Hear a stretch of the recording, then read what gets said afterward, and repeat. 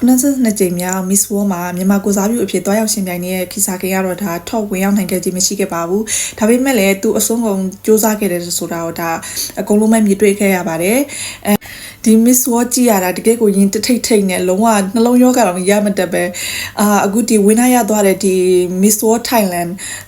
open ဆိုရင်တအားကိုထိုက်တန်ပါတယ်တကယ်လဲသဘောကျရတယ်ပေါ့နော်တော်လဲထက်လက်ထက်မြက်တဲ့လုံးဝကျွယ်နေဖြေသွားတယ်ဆိုတော့လုံးဝထိနေရောပဲโอเปกาတကယ်လဲဝင်းသားနေရနဲ့ထိုက်တန်ပါတယ်ဒီ head to head challenge မှာဆိုရင်လဲသူဖြေသွားတာတွေကတကယ်ကိုပဲကောင်းမှုနဲ့သူ့ရဲ့ project ဆိုလဲအရန်ကိုကောင်းနေကိုရီရဲ့မြန်မာအတွက်ပေါ့နော်လုံးစိတ်မကောင်းပေမဲ့လဲဒါတကယ်ထိုက်တန်နဲ့သူအရင်ရှင်းရဲ့သူရသွားဆိုလဲတကယ်ကိုဝမ်းသာရပါတယ်ဘာလို့โอเปกาဒီ Miss World နဲ့ပတ်သက်ပြီးတော့သူ့မှာအများကြီးပြင်ဆင်ထားတာတွေတွေ့ခဲ့ရတာပေါ့နော်အဲကြောင့်လို့ဒါသူကဝင်းသားနဲ့အထိုက်တန်ဆုံးပဲနောက်ဆုံးပေါ့နော်ဒီ၄ယောက်ရှင်းလိုက်ရင်တော့မှ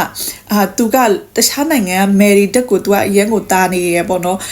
ဒီနောက်ဆုံး၄ယောက်ရှင်ပြီးတော့ရွေးမယ်ဆိုရင်တော့မှ open ကို missing မှိတ်ပြီးတော့ရွေးလိုက်လို့ရတဲ့အနေအထားမျိုးကြီးဖြစ်နေတာပေါ့နော်တကယ်လဲသူကတော်တယ်ထက်မြက်တယ်ပြီးရင်လှတယ်တခြားမယ်ရီနဲ့ရှင်းလိုက်ရင်လုံးဝအပြတ်တကြီးဖြစ်နေတာပေါ့နော်တကယ်လဲထိုက်တန်ပါတယ်